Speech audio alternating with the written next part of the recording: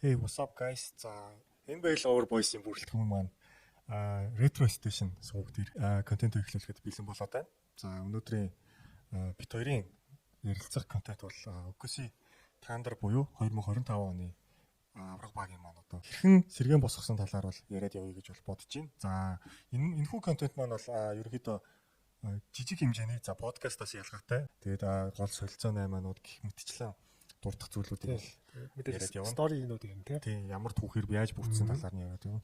За цаашлаад ер нь 7 хоног болгон одоо Retro Station сувг дээр бол бит хоёрын NBA-тэй холбоотой за цаашлаад Fantasy-тэй холбоотой бас контентууд ороод явахаар байгаа шүү.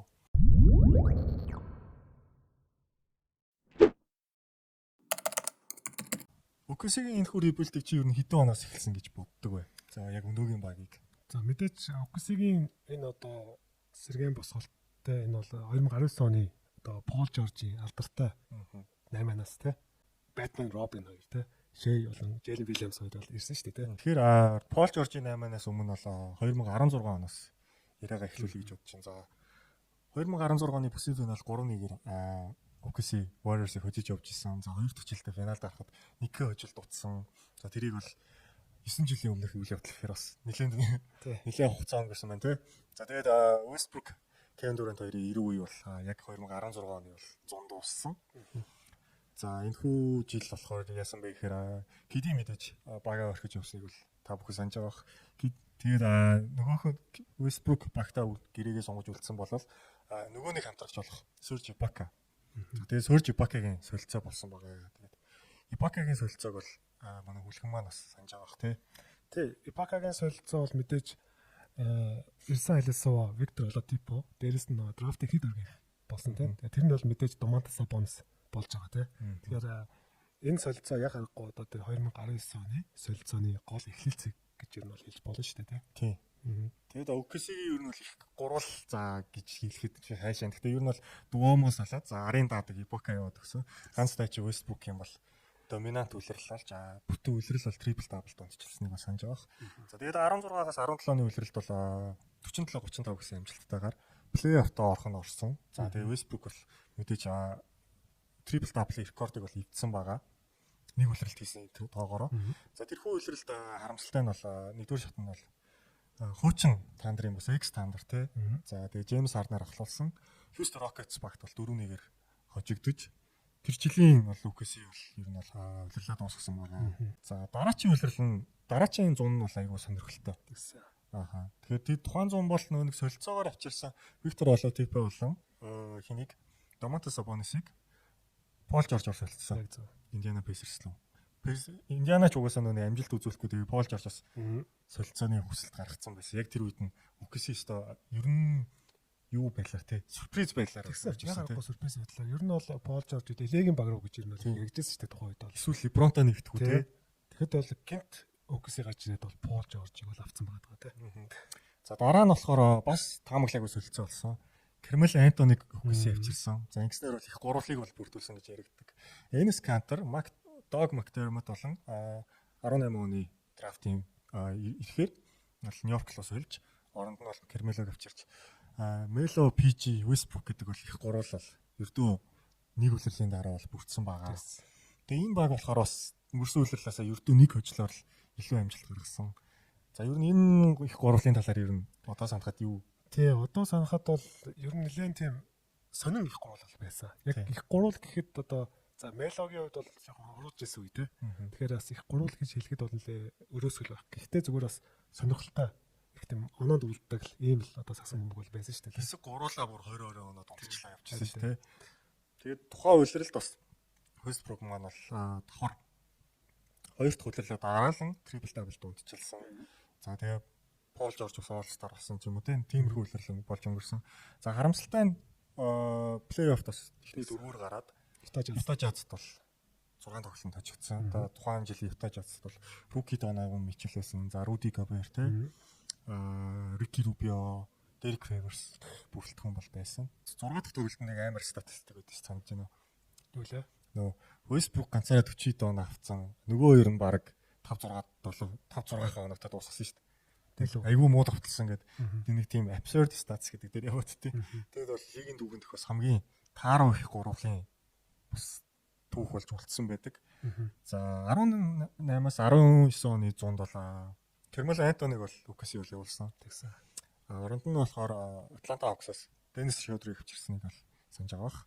Schroeder шилгэнээс тоглоод нөгөө талд болохоор Paul George бас гэрээнд дуусчихсан. За тэгээд LA руу явах уу те өөр баг руу явах уу гэж одоо нэгэн драма бас би бүр баримтат кино гарч ирсэн хүртэл санаж байна. Тэгээд хоёр баримтат кино гарсны эцэст UKC-тэй бол гэрээ сонгож хэлтлээ. 18-аас 19 оны үеэл бол ер нь бол Пол Жоржийн хувьд бол бас гайхалтай үеэл байдаг. Энэ би санал асуулгаар нэг санаж байгаа ихний гурд ордог тий. Бас үнэхээр гайхалтай яг нэг үеэл бол байсан шүү дээ. Тэм ч учраас ер нь бол одоо дараа 100 бид нар ярина тий. Нэлээд том үнээр элег зорж байгаа тий. Тэгээд 49-33 гэсэн амжилттайгаар бол дуусгасан. За тухайн үйлрэл бол одоо юу гэдэг нь Jeremy Grant-ийг бас чөлөөтэй гантаас авчирсан тий. Steven Adams-тайгаар Russell Westbrook гэдэг ер нь бас боломжийн сайн бүрэлдэхүүнтэй. Нөгөө Andre Robertson гэдэг хүн чинь гэмтчихлүү яалаа тий. Тийм баг шүү. Тий, Робертсон гэмтсэн үг. Andre Robertson гэдэг улан яг энэ багийн SG-ийн гараанд гардаг тоглогч байсан шүү дээ. Тэгээд тэрнээс хойш орог NBA тоглох байхаа. Тэгээд харамсалтай нь бас Paul George маш гоё формтой явж байгаа. All-Star-ын дараа бол гимтэл аваад. Ер нь бол UKC-ийн амжилт бол 5-аар билүү 6-аар гарч дуусгасан. За нэгдүгээр шатнд Portland Trail Blazers-тэй таарад. За улмаар бол 5 тоглолтод нөгөө алдарт Lillard-ийн шидэлтээр Demi bye гэдэг шидэлтэй. Тэгээд энэ хүү шидэлтээр бол Westbrook-ийн болон Paul George-ийн ирүү UKC-ээс ирүүлэлтээр дууссан гэж бол үздэг. Ер нь хүлээлт өндөртэй байсан чинь энэ бүрэлдэхүүнийг одоо задлыг гэдэг одоо юуг сэтгэлийг бол сайн Прести ер нь авцсан. Тэр зурлаас авсан баг гэж бодож байна. Тийм. Ер нь бол яг хуу энэ Westbrook-тэй Paul George-тэй баг бол яг гаврын төвчтэй баг бол үнэхээр биш байсан л да тий. Гэтэ яг хуу зүгээр яг солиё гэж бас яг бодоогүй байжгаад гинт амар том санал бол өгöd ирсэн баг тий. За 19 оны 100 бол UKC-ийн хувьд бол хамгийн чухал 100 байсан. 100-даа болохоор хоёр талт гэрээгээр Лүгэнс Дорт гэдэг. За одоогийн гарааны багийн шилдэг хамгаалагч бол хоёр талт гэрээгээр авчирсан. Тэр 100-даа бол Jeremy Grant-ийг бол сольсон. За алдарт Paul George-ийн солилцоо болсон. Paul George-ийн солилцоог тэгэхээр дэлгэрэнгүй задлж ярих юм бол тийм Paul George-ийн солилцоо бол мэдээж Shai Gilgeous-Alexander болон Danilo Gallinari болон драфтын эхний дөргийн 5 ирэх 2 swap ирэх гэж одоо бүр амар том ассетийг бол өгсөн тийм ээ. Нэг өсөндөө нөгөө тоглогчийг хамгийн сайн үйлрэлээ өнгөрүүлсэн багтан үнэл зарч чадсан тий. Тэр үед угаасаа лигийн одоо шилдэг 5 тоглогч л орог нэг өссөн шүү дээ. Статистик үзүүлэлтээр тий. Тэгээд дээрээс нь мэдээж Kawhi нөгөө очихоо зарлцсан. Хэрвээ Kawhi-г авахын тулд заавал нэг хамтагч хэрэгтэй тий. Тэр нь харин Paul George гэж юу нь бол өөртөө үзээд өстө нөгөө заавал авахын тулд илүү юм төлж авч байгаа байхгүй тий. За тэгээд драфтын ирэхүүд дараа нь юу болсон талаар хэдүүлээ яриад явна. За үүний дараах нь баг сарын дараа нь Russell Westbrook-ийн солилцоо болсон. За ингэснээр ер нь бол UKC-ийн ирүү дууссан. Сарын дараа шүү. 2 хоногийн дараа. 2 хоногийн дараа шүү тий. За тэгээд Westbrook-ийг бол Houston Rockets руу James Harden-тай хамт тоглохоор бол явуулсан. За нөгөө талаас болохоор Chris Paul-ыг бас драфтын ирэхийн хамтаар бас авчирсан. За ингэснээр бол UKC-ийн ер нь бол rebuild руугаа орж ийн тий. За Chris Paul-тай нэг үлрэлийг за өнгөрүүлээд яах нь гэсэн юм харахад л за 20 оны үлрэлт бол өнгөрсөн үлрэлээс бол хожлын хувь нь илүү. Тэгээд 44-28 гэдэг үлрэлийг дуусгаж тэгээд плей-оффт бол 5-аар гарсан. За тухайн жил нэгдүгээр шатндаа нөгөө Houston Rockets-тэйгээ тулсан. Уул нь энэ цавар магадгүй бабл биш. Яг юун дээрээ болсон бол OKC одоо Westbrook шууд солигдсныхаа дараа жил нь эргэж ирээд тий. Harden-тай хамт эргэж ирээд бас юм гоё мөчүүдийг бол үзэгчдийн өмнө бол үзэх байсан байх гэж боддог. Гэтэ энэ цуулах гой цуул болдог шүү дээ. Тийм. 7 тоглолт өгсөн. Тэгээд сүүлд нөгөө Harden Dort-ыг блоклоод. Тийм. Тэгээд дуусгадаг шүү дээ сүүлд тий.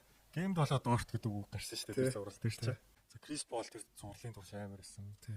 За тэгээд 20 оны үлрэл дууссаны дараа UKC бол албан ёсоор rebuild хийх, одоо танк хийх, танк хийх замнал руугаа орсон. За энэ яасан бэ гэхээр Chris Paul-ыг бол тухайн зундаа явуулсан. За дээрэс нь Mark Daigneault-ыг тасгалжуулагчаар авчирч Billy Donovan-ыг бол боловсон байгаа. Тэр Billy Donovan-ыг чи ер нь ямар хуу тасгалжуулагч байсан гэж боддог вэ? UKC-ийн төвшөнд. Billy Donovan бол грэнд усаад явж байгаа тий. Billy Donovan-ы хувьд бол мэдээж коллежд одоо 2 төрүүлсэн. Бас гайхалтай ер нь бол залуу тасгалжуулагч нэг гэж ер нь бол яригдчихсэн тий. Тэгээд ер нь жоохон плеер коуч гэж ярьдаг шүү дээ. Илүү тийм тоглогчтой харилцдаг. Тийм тоглогчдыг тийм урмаар тэтгэж ер нь бол сайн тоглуулдаг. нь бол team төрлийн тасалж байгаа ш. Тэгээд ер нь орчин үеийн бас энэ сагсан бөмбөгийг бол нэлээд хэрэгжүүлдэг. Spacing тоглодог. Тэ? Илүү хурдан тоглодог гэдэг ч юм уу. Тэгэхээр яг хөө Бил Донон бол бас NBA-д одоо хүртэл ажилтаа явж байна те. Тэгэхээр бас юм дажгүй сайн тасалж байгаа гэж юу нь бол би хувьдаа үнэлдэг. Миний хувьд болохоор Билли Донон ер нь бол айгүй тоглогчийг яг хамаг шим шүүсийн гэдэг нь шахажтай одоо юу гэдэг зүтгүүлж чаддаг. Одоо бодонгод Westbrook-ийн triple double өмчлсөн үйлрэл Билли Донон. Пол Жоржийн MVP үйлрэл Билли Донон. Араас нь Демор Дерозен Зак Лавин гэдэг бас яригдах хүмүүс байгаа. Тэгэхээр бас яг ийм од тоглогчдыг айгүй сайн гэж зүтгүүлж хамгийн сайн формонд нь байлгаж чаддсан болов уу гэж хараад байдаг. Яг авраг авах төвшний бол мэдээж бол байгаагүй. За тэгэд 20 оны зундаа болохоор Крис Полыг бол Тай Жиром, Келли Убре, Рики Рубио болон за ирэх 22 оны драфт ирэхээр нэгдүгээр дөрөв ирэхээр бол солисон. Тэгээд эдгээр тоглогчдоос бол баг өнгөсөгийн өмсгөлтэй тоглосон тоглогч нь билээ баг Тай Жиром Жиром л шүү дээ. За цаашлаад тухайн жилдээ Денис Шодриг бол Лукас Лудани Грин болон тухайн жилийн Лукасийн драфт Джейден Мактенис нэ. Сүүлдээ дөргийн 28 жил үү. Тийм. Джейден Мактенис болдог шүү дээ. Тийм. Тэгэд саяны авсар Рубиогоо Джейден Мактенистайгаа Timberwolves руу солилцтой. Тэгээд тэр Timberwolves-ийн бас босох үсгийг тавиад өчөж байгаа. За Келли Убрэг гэл Golden State Warriors руу солилцож байгаа. За тэр нь болохоор драфтын эрхүүд бол болгож авсан. За Стивен Адамс гэдэг те тэр нөхөсгийн хайртай тоглогчийг бас 4 жилийн биш 4 багийн солилцоогоор бол New Orleans Pelicans руу за энэ хажууд л явуулсан. За тэр 4 багийн солилцооны дунд нь бас сонирхолтой нэг Milwaukee Bucks хэнийг авч байгаа. Drew Holiday авч байгаа. Тэгэхээр энэ бас нэг аврагын солилцооны дунд бас нэрний явж байгаа. Энэ бас айгүй сонирхолтой тийм байна. За дараа нь тэгээ нөө Terence Ferguson-ыг Danny Green-тэй нийлүүлээд Al Horford-ыг аваад ирж байгаа. Тэгээ нэг та хэд нэг сандгүй injury list дээр нь Al Horford-ийн нэр гарсан чинь түн уулт явчихсан байдаг. Тийм. За тэгээ 21 оны улирлал бол ер нь OKC-ийн түүхэнд баг хамгийн бага хожилтой. Тийм шүү дээ. Улирал болсон 22-50 гэдэг амжилттай. За улмаар тухайн зундаа бол 5 тоглогч нэгдүгээр дөргийг тоглосон. Тийм. За Al Horford-ыг бас Boston Celtics руу буцаагаас солисон. Kemba Walker. Тэгээ Kemba Walker-ыг болохоор авангуудаа шууд багаас хассан байгаа. Гэрээг нь хасаа тий. За улмаар 21 оныхоо 100 Josh Giddey, Trey Mann гэсэн бол OKC тоглосон хүмүүсийг драфтаар авснаас гадна мэдээж 10-ээс тэгээ 10-ээс бас 2 дугаар дөргийн драфтын 55 дугаар сонголтоор. Тэгэд мөн Альфрен Шингүүнийг бас авч ирсэн бас сонирхолтой. Тэгэд тухайн жилдээ зундаа шууд авангуудаа цаашаа Rockets руу 2023 оны болон 25 оны драфтын 1-р дөргийн ирэхээр бол солиод явуулсан. Хэрвээ бас Сингүүн тоглосон бол гэдэг сонирхолтой тий. За тэгээд 21-с 22 оны үлрэл нэх бас хүлээлттэйгээр эхлэвэ. За энэ жил бол 24-58 гэсэн бас амжилттай. Өнгөрсөн жилийн амжилтаас 2 хожлоор илүү. Гэхдээ бас хожигдол нь бас илүү байсан байхгүй. Гэхдээ нэг гэрэл хийгээ яасан юу вэ гэхээр Josh Giddey гэдэг залуу. OKC-ийн фэн бейсийг бас нэг тийм очиг асаасан шүү дээ. За дараачийн франчайз тоглогч юу тий. Шэйс илүү юу гэдэг ярээ хүртэл гарсан. Шэй тэр үлрэлд бас 56 тоглолтод ороод нэг угаасаа танк хийж байгаа болохоор цаашаа амраацсан. Үлрэлийн төгсгөлийн юм тоглоо шүү дээ. Тий. Гэхдээ яг 25 оноод унтчлаагүй л дээ бас нэг бидний мэд шээ арай болоогүй байсан.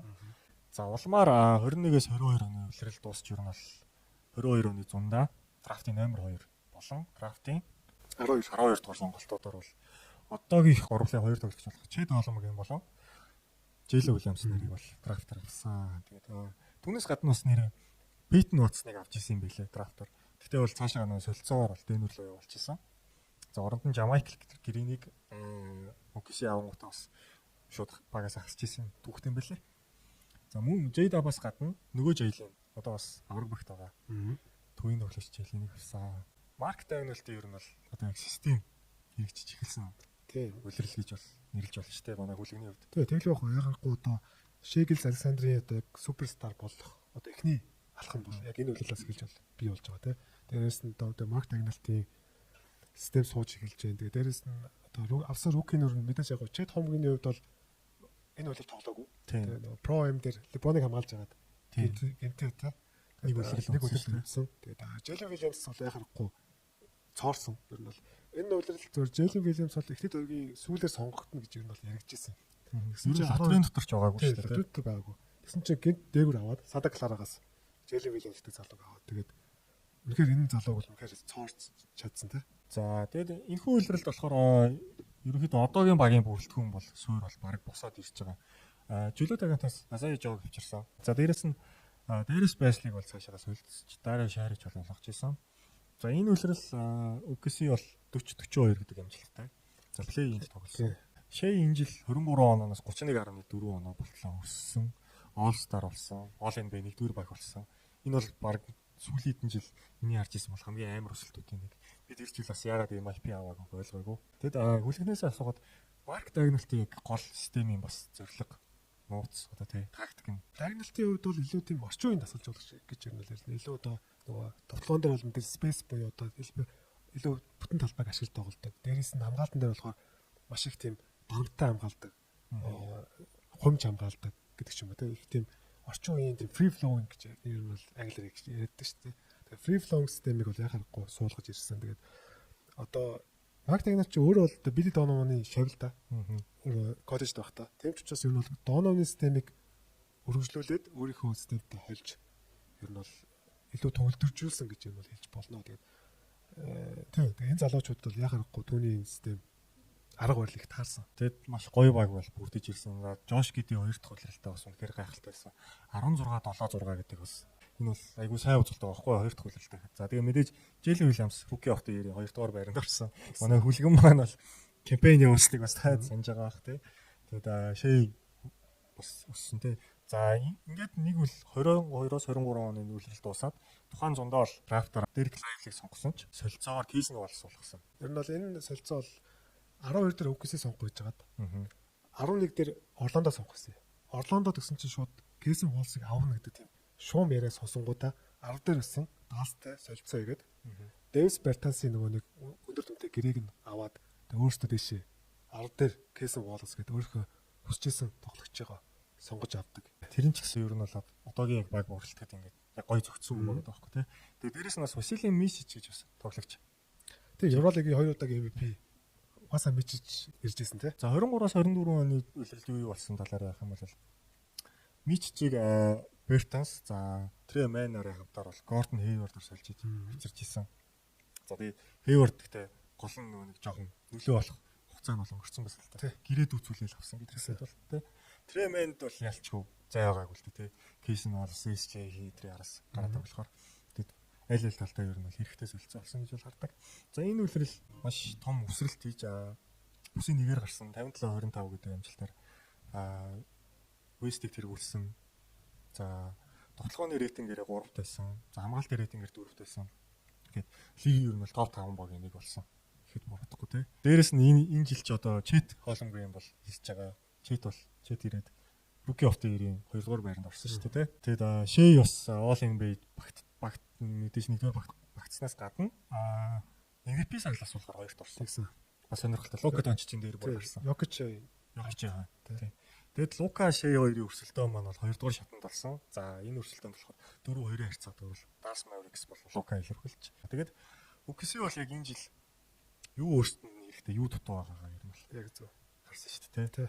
Төвийн байрал дээр size дутсан. Дээрэс нь юм аврагын туршлагатай нэг юм дог тоглож тий. Аврагын туршлагатай нөмөр нөлөөтэй тоглож дутсан байхгүй тий. Тэгэд үүнийг бол чөлөөт агентаас бол мэдээж Азия Хартенштайныг 3 жилийн 87 саяын гэрээгээр авч ирсэн тий. Тэгээд дээрэс нь одоо Жош Кидийг Алекс Карусотой одоо шууд тулж тий. Солилцоо хийж. Тэгээд ер нь бол авраг авах бүрэлдэхүүн ер нь бол бүрдэж байгаа тий.